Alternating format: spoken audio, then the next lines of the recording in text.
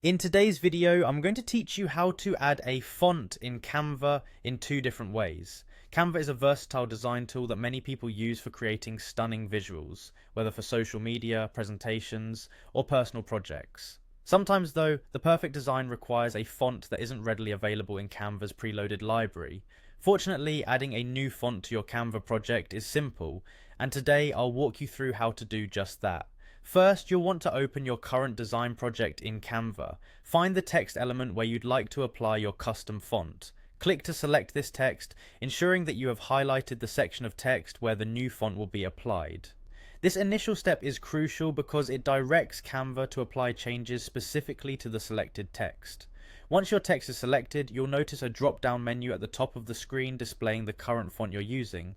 Click on this drop-down to open Canva's font library. Initially, you'll see a variety of font options right within Canva, but our focus will be on adding a new font that you might have obtained elsewhere. In the font drop-down, look for the option labeled Upload a Font. Clicking this will prompt you to choose a font file from your device. Make sure to have the font file saved on your computer beforehand. Canva supports TrueType, .ttv, and OpenType, .otf files, so ensure your font file ends with these extensions. Navigate through your files to find the desired font and upload it.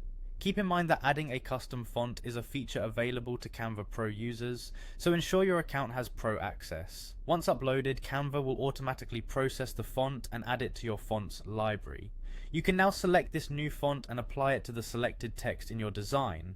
It's as simple as that, and now your project can truly stand out with your personalized font choice. It's worth noting that font uploads in Canva are subject to commercial use licenses. Always ensure that you have the correct permissions to use your chosen font, especially if your design is intended for commercial purposes.